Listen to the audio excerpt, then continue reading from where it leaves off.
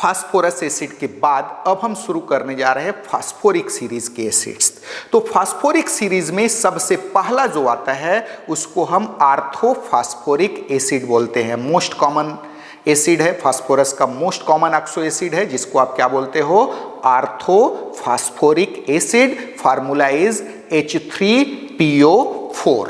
चलिए भाई ये देखिए, चौथा ऑक्सो एसिड फास्फोरस का फास्फोरिक सीरीज में आ रहा है, दैट इज आर्थोफास्फोरिक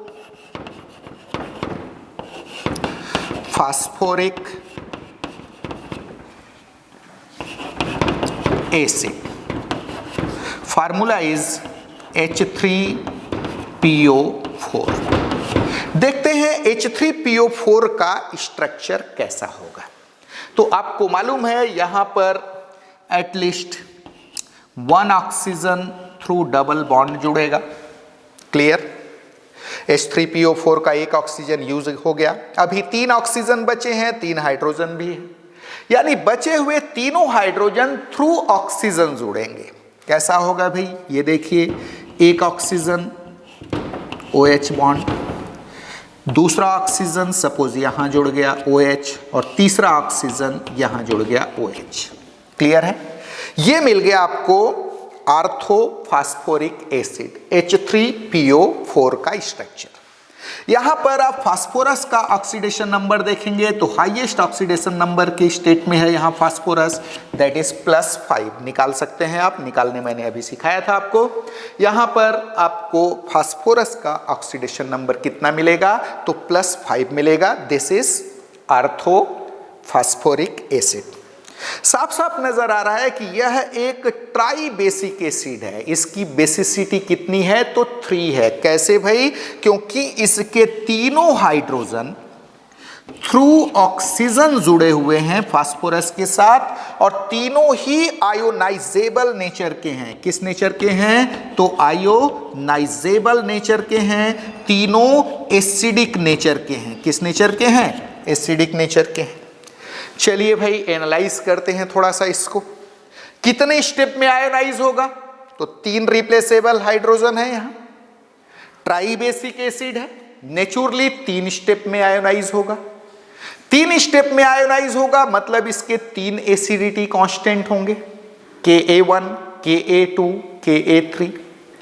तीसरी चीज, 3 स्टेप में आयोनाइज हो रहा है, इसके 3 एसिडिटी कांस्टेंट है, मींस ये 3 टाइप का सॉल्ट बनाएगा, और उस 3 में से 2 कैसा होगा, एसिडिक होगा, और 1 कैसा होगा, न्यूट्रल होगा।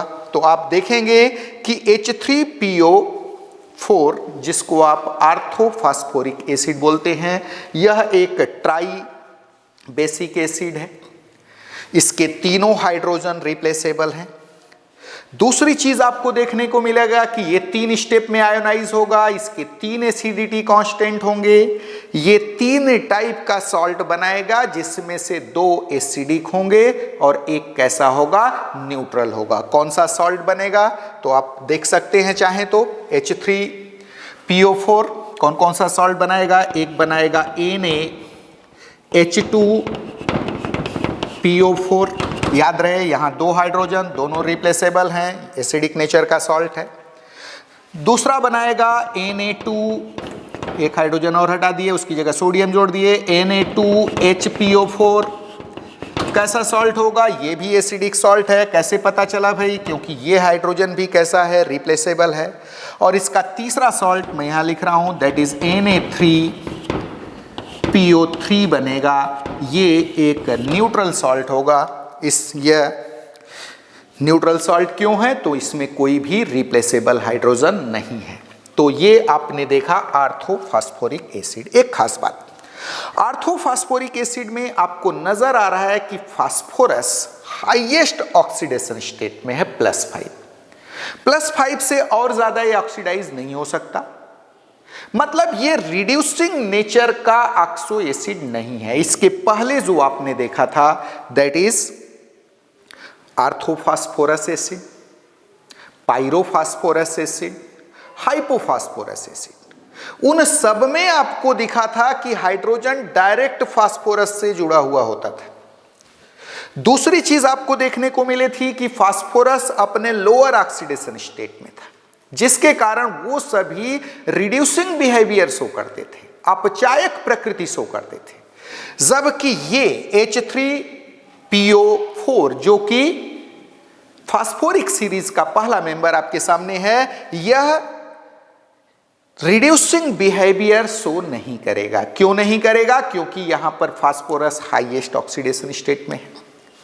प्रश्न खड़ा हुआ, क्या यह ऑक्सीडाइजिंग बिहेवियर शो करेगा? तो याद रहे, यह एक वीक ऑक्सीडाइजिंग एजेंट है, वीक ऑक्सीडाइजिंग बिहेवियर शो करता है। इन जनरल आपको देखने को मिलता है कि यह नॉन ऑक्सीडाइजिंग नेचर का है, लेकिन सही यहां पर अगर वर्ड यूज किया जाए तो it shows weak oxidising behaviour. Weak क्यों भाई? +5 स्टेट में है, इसे तो +3 और +1 स्टेट में इजिली आ जाना चाहिए, इसे इजिली रिड्यूस हो जाना चाहिए और इसे स्ट्रॉन्ग ऑक्सीडाइजिंग बिहेवियर शो करना चाहिए, लेकिन ऐसा नहीं है, यह वीक ऑक्सीडाइजिंग बिहेवियर शो करता है। तो उसका क्या रीजन है? उसका रीजन यह है कि फास्फोरस के लिए, याद होगा मैंने अपने पहले लेक्चर में जब मैंने पी ब्लॉक शुरू किया था तो आपको इनर्ट पेयर इफेक्ट बहुत ज्यादा डिटेल किया था। मैंने बताया था कि यह एक ऐसा इफेक्ट है जो पूरे पी ब्लॉक में प्रोनाउंस्ड रहेगा। यहां पर आप देख सकते हैं कि फास्फोरस +5 स्टेट में है। किस स्टेट में है? +5। फास्फोरस का जो +3 या +1 स्टेट है वह लेस स्टेबल है एज कंपेयर टू +5 स्टेट। तो नेचुरली फास्फोरस +5 स्टेट से +3 स्टेट में या +1 स्टेट में नहीं जाना चाहेगा। यही रीजन है कि H3PO4 भले ही यहां फास्फोरस हाईएस्ट ऑक्सीडेशन स्टेट में है, यह वीक ऑक्सीडाइजिंग बिहेवियर शो करता है। क्या रीजन मिला? फास्फोरस के लिए +3 ऑक्सीडेशन स्टेट लेस स्टेबल है, इसलिए +5 स्टेट से वह +3 स्टेट में रिड्यूस नहीं होना चाहता। नेचुरली यह वीक ऑक्सीडाइजिंग बिहेवियर शो करेगा। इन जनरल यह एक नॉन ऑक्सीडाइजिंग एसिड है, यानी ऐसा एसिड है जो सामान्यतः ऑक्सीडाइजिंग बिहेवियर शो नहीं करता। चलिए भाई, तो ऑर्थोफॉस्फोरिक एसिड के बाद हम नेक्स्ट लेने जा रहे हैं पायरोफॉस्फोरिक एसिड। जैसे पायरोफॉस्फोरस एसिड में आपने पढ़ा था कि 2 फास्फोरस एसिड के मॉलिक्यूल से जब वाटर का एक मॉलिक्यूल आप रिमूव कर देते हैं तो वहां किसका फॉर्मेशन होता था? पायरोफॉस्फोरस एसिड का, जिसमें POP बॉन्ड होता था। सेम वही चीज यहां भी आपको देखने को मिलेगी। जब ऑर्थोफॉस्फोरिक एसिड, जिसको सिंपली आप फास्फोरिक एसिड बोलते हो, उसके 2 मॉलिक्यूल से वाटर का एक मॉलिक्यूल अगर आप रिमूव कर देंगे तो वहां फॉर्मेशन होगा पायरोफॉस्फोरिक एसिड का। चलिए हम पायरोफॉस्फोरिक एसिड की बात करते हैं। इसी में मैं चेंज करने जा रहा हूं, 4th के बाद ये 5th नंबर पे आ गया। कौन सा भाई? पायरो, जो फास्फोरस एसिड लिखा था उसको हम फास्फोरिक एसिड लिख देते हैं, पायरोफॉस्फोरिक एसिड। फार्मूला क्या हो जाएगा? H4P2O7 यहां मिलेगा। क्या मिलेगा? H4P2O7। कैसे मिला?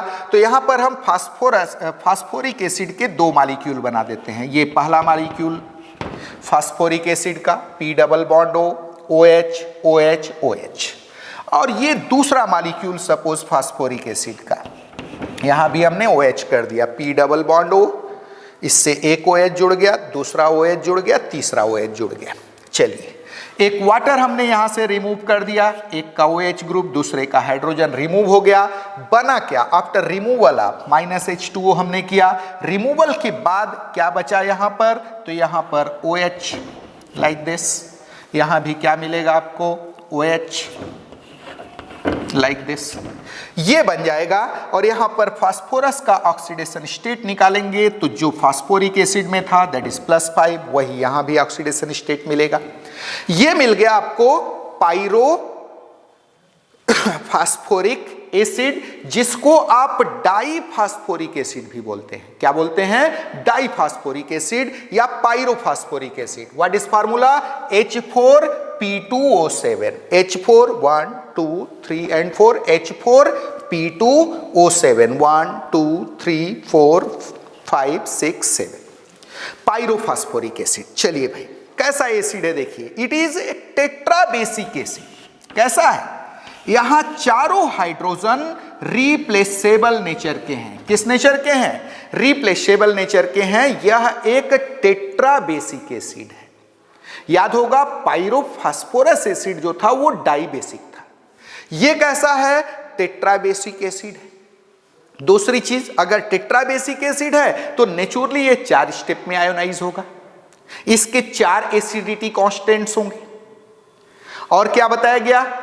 यहां पर ये 4 सीरीजेस के सॉल्ट बनाएगा, 4 टाइप के सॉल्ट बनाएगा विथ अल्कलीस, जिसमें से 3 जो होंगे वो एसिडिक नेचर के होंगे और एक कैसा होगा? न्यूट्रल नेचर का होगा।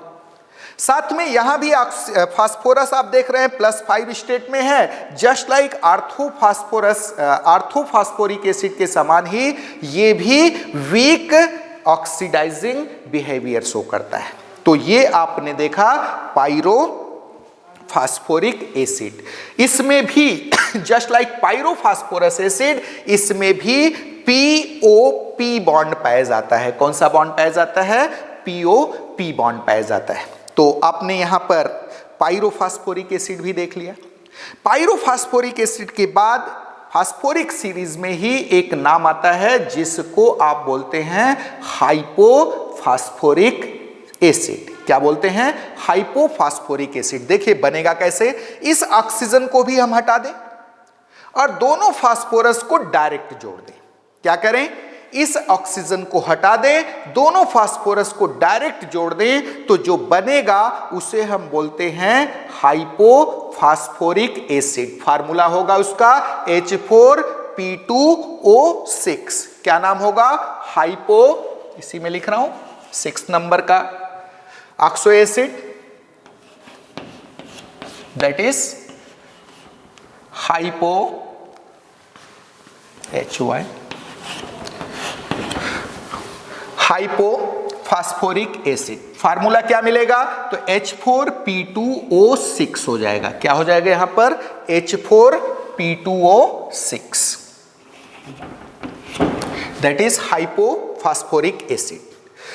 इसका स्ट्रक्चर कैसा होगा? तो याद रहे स्ट्रक्चर जस्ट लाइक पाइरोफॉस्फोरिक एसिड जैसा ही होगा, सिर्फ अंतर इतना होगा कि यहां दोनों फास्फोरस एक दूसरे से डायरेक्ट जुड़ जाएंगे, लाइक दिस।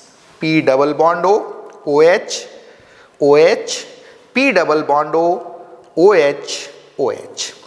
आप देख सकते हैं कि यह फास्फोरस का एक ऐसा ऑक्सो एसिड है जिसमें दोनों फास्फोरस डायरेक्ट एक दूसरे से जुड़े होते हैं। इसमें P' यानी P single bond P bond पाया जाता है। कैसा है भाई? तो एनालिसिस देखिए, it is also a tetrabasic acid. कैसा एसिड है? टेट्राबेसिक एसिड है। 4 स्टेप में आयोनाइज होगा, 4 टाइप के सॉल्ट बनाएगा जिसमें से 3 एसिडिक होंगे और एक कैसा होगा? न्यूट्रल होगा। यहां पर फास्फोरस का ऑक्सीडेशन स्टेट अगर निकालेंगे तो वह +4 आएगा। कितना आएगा? +4 आएगा। Phosphorus will be present in +4 oxidation state. +4 +5 यानी हाईएस्ट ऑक्सीडेशन स्टेट जो फास्फोरस का है उससे थोड़ा कम है, तो नेचुरली इसमें भी रिड्यूसिंग नेचर देखने को मिलेगा, वीक रिड्यूसिंग नेचर आपको देखने को मिलेगा।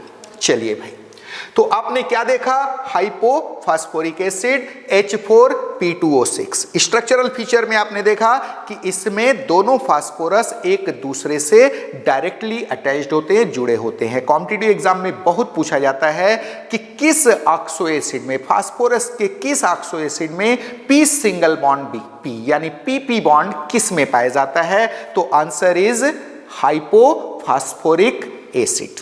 चलिए भाई, इसके बाद एक नाम आता है फास्फोरस के ऑक्सो एसिड में, दैट इज मेटाफॉस्फोरिक एसिड। किसकी बात करने जा रहे हैं हम?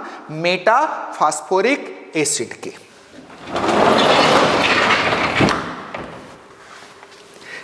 सेवेंथ केस ले रहे हैं, दैट इज मेटाफॉस्फोरिक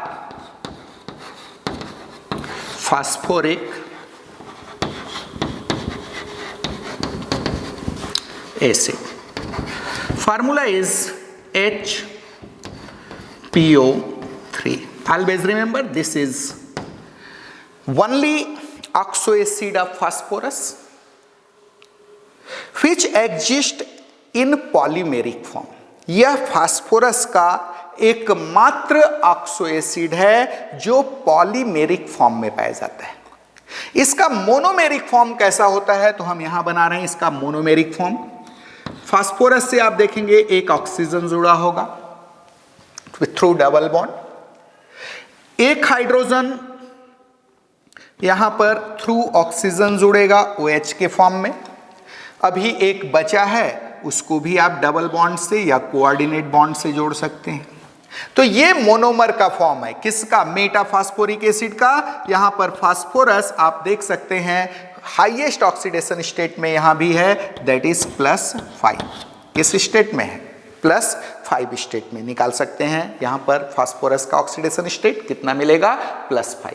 तो आपने देखा कि मेटाफॉस्फोरिक एसिड याद रहे कब बनता है, तो फास्फोरिक एसिड H3PO4 उससे जब एक वाटर मॉलिक्यूल निकाल देते हो, अकेले मॉलिक्यूल से, सिंगल मॉलिक्यूल से जब एक वाटर मॉलिक्यूल निकालते हो तो मेटाफॉस्फोरिक एसिड यानी HPO3 बनता है। और दो मॉलिक्यूल से जब एक वाटर मॉलिक्यूल निकालते हो तो वहां पर फॉर्मेशन होता है पायरोफॉस्फोरिक एसिड का।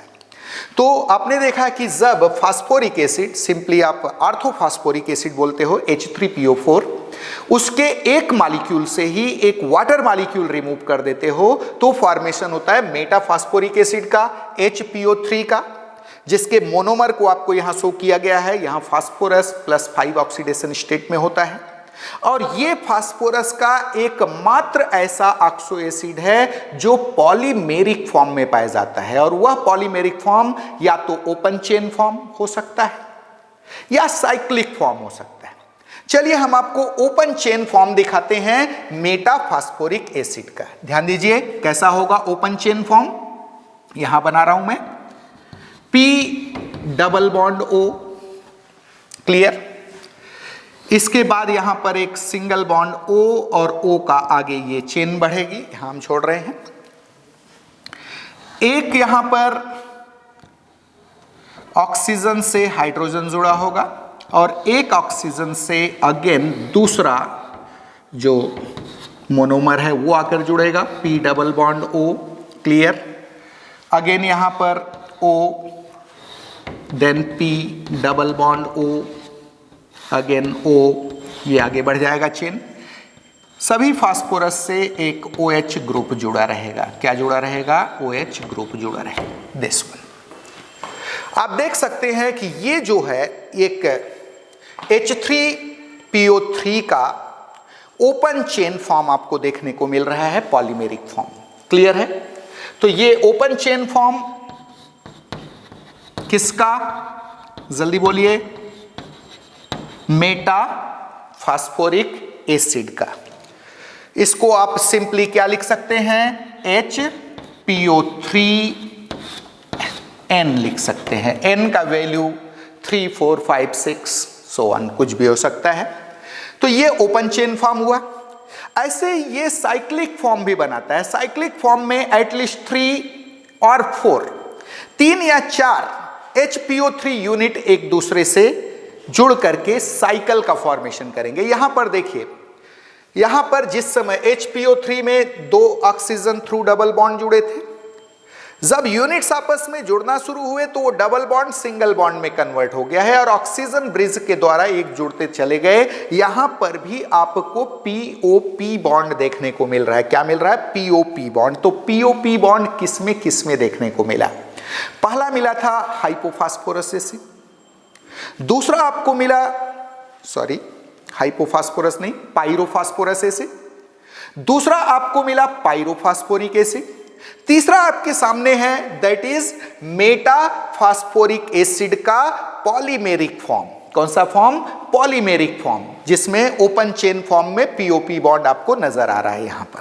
चलिए थोड़ा सा इसका साइक्लिक फॉर्म देखते हैं, जहां पर 3 HPO3 यूनिट एक दूसरे से मिल करके जो है ट्राईसाइक्लिक फॉर्म यहां पर बनाने जा रहे हैं। देखिए कैसा बनेगा, मैं इसको मिटा देता हूं HPO3 को। देखिए कैसा बनेगा।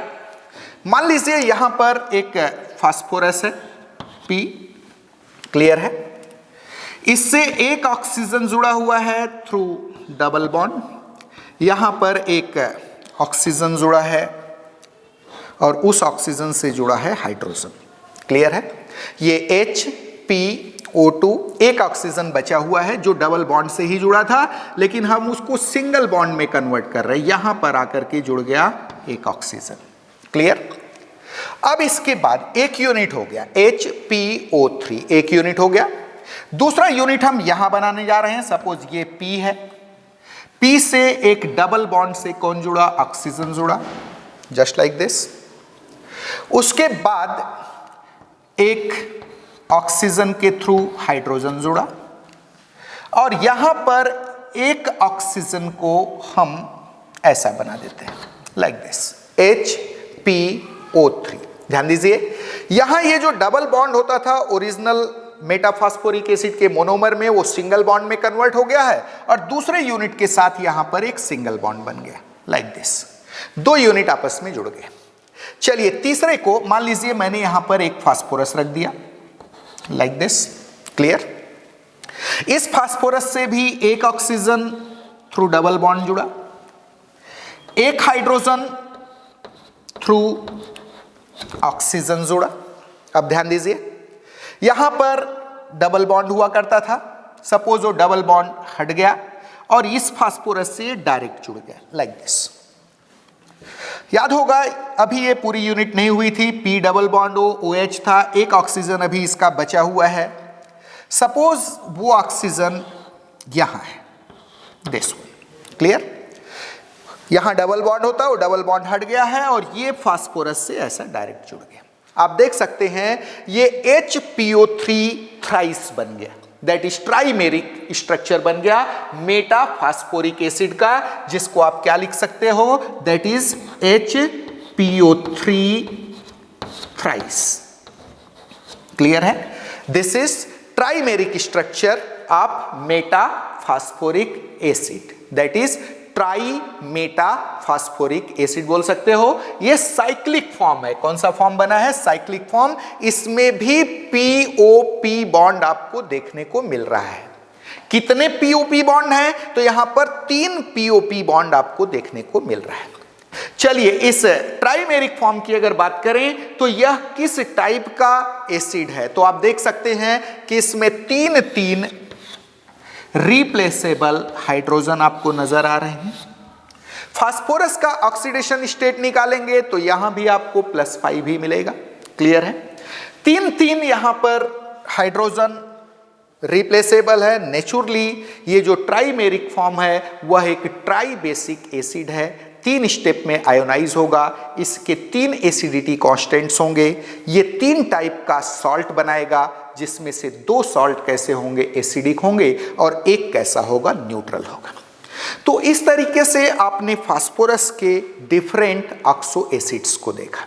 एक खास बात ये, जो फास्फोरस के ऑक्सो एसिड्स हैं उसमें से जो लोअर ऑक्सीडेशन स्टेट में जहां पर फास्फोरस है +3 या +1 ऑक्सीडेशन स्टेट में, स्पेशली +3 ऑक्सीडेशन स्टेट में अगर है या +1 ऑक्सीडेशन स्टेट में अगर है तो वो क्या शो करेंगे? इजिली ऑक्सीडाइज हो जाते हैं वो और रिड्यूसिंग बिहेवियर शो करते हैं।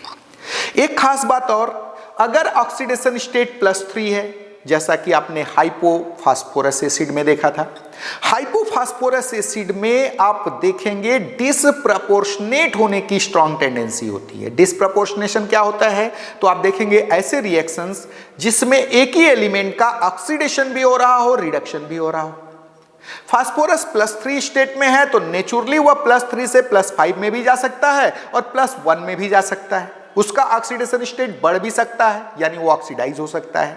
ऑक्सीडेशन स्टेट घट भी सकता है, यानी वो रिड्यूस हो सकता है। तो ऐसे केस में जो फास्फोरस का जो रेस्पेक्टिव ऑक्सो एसिड है वो डिसप्रपोर्शनेशन रिएक्शन शो करता है। जैसे आप देखेंगे कि जो फास्फोरस एसिड है, आर्थोफास्फोरस एसिड H3PO3, ये डिसप्रपोर्शनेशन शो करता है और डिसप्रपोर्शनेट होकर के वो फास्फोरिक एसिड और फास्फीन देता है। क्या देता है? Phosphoric acid and phosphine. देखते हैं क्या स्ट्रक्चर होगा। सपोज हमने लिया PO3। Oxidation state of phosphorus is +3। क्या है यह? तो यह है हाइपोफास्फोरस एसिड। हाइपोफास्फोरस एसिड अगर आप इसे हीट करें, अनहीटिंग ये बनाता है H3PO4। क्या बनाएगा? H3PO4 plus PH3। सपोज हमने 2 मॉलिक्यूल इसका लिया, देखते हैं बैलेंस्ड है कि नहीं। टोटल हाइड्रोजन कितने हो गए? 3 2 जा 6, यहाँ भी 3 + 3 6, 2 फास्फोरस यहाँ भी है। टोटल ऑक्सीजन 3 2 जा 6, यहाँ पर 4, और बचा क्या भाई?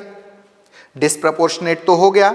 ऑक्सीजन कितने हुए यहाँ पर? 3 2 जा 6, यहाँ पर 4 दिख रहा है। बाकी के ऑक्सीजन कैसे कवर होंगे देखते हैं। सपोज हम इसको 3 मॉलिक्यूल ले लेते हैं। कितने ले लेते हैं? 3। तो यहाँ पर क्या बना? 2 मॉलिक्यूल H3PO4 का प्लस PH3 का। देखते हैं अब बैलेंस हुआ क्या। तो यहाँ पर ऑक्सीजन कितना हो गया? 3 3 जा 9, यहाँ पर ऑक्सीजन 4 2 जा 8। अभी भी बैलेंस नहीं हुआ है। चलिए हम 4 मॉलिक्यूल करके देखते हैं। इसको हीट एंड ट्रायल मेथड बोलते हैं इक्वेशन बैलेंस करने का। 4 मॉलिक्यूल हमने ले लिया, यहाँ पर 3 मॉलिक्यूल सपोज H3PO4 का बना। अब देखते हैं बैलेंस हुआ कि नहीं। हाइड्रोजन 4 3 जा 12, यहाँ पर 3 3 जा 9 + 3 12, हाइड्रोजन बैलेंस हो गया। फास्फोरस 4 फास्फोरस, यहाँ 3 + 1 4, और ऑक्सीजन 4 3 जा 12, यहाँ पर 3 4 जा 12। अब बैलेंस्ड हो गया। तो आप देख सकते हैं कि फास्फोरस एसिड, जिसको आप आर्थोफास्फोरस एसिड बोलते हो, आर्थोफास्फोरस एसिड डिसप्रपोर्शनेट होकर फास्फोरिक एसिड देता है, जहां पर फास्फोरस का ऑक्सीडेशन स्टेट होता है +5, और फास्फीन देता है जहां पर फास्फोरस का ऑक्सीडेशन स्टेट है -3। तो आप देख सकते हैं यहाँ फास्फोरस का ऑक्सीडेशन स्टेट घटकर -3 हो गया है, +3 से घटकर -3 हो गया है, और +3 से बढ़कर +5 हो गया है। नेचुरली फास्फोरस एक साथ ऑक्सीडाइज भी हो रहा है, रिड्यूस भी हो रहा है। ऐसे प्रकार का रिएक्शन क्या कहलाता है? डिसप्रपोर्शनेशन। कॉम्पिटिटिव एग्जाम में बहुत पूछता है कि फास्फोरस का कौन सा ऑक्सो एसिड डिसप्रपोर्शनेट हो सकता है। Then answer is H3PO3, that is orthophosphorous acid. Disproportionate होकर देता क्या है? तो आप देखेंगे कि अनहीटिंग यह फास्फोरिक एसिड देता है और साथ में फास्फीन गैस रिलीज करता है। तो इस तरीके से आपने फास्फोरस के ढेर सारे ऑक्सो एसिड्स जो बनते थे उन सबको आपने एक एक करके स्टडी किया, उनके स्ट्रक्चरल फीचर्स को देखा, साथ में एक एनालिसिस भी देखा कि कॉम्पिटिटिव एग्जाम में किस टाइप के यहाँ से क्वेश्चंस आ सकते हैं।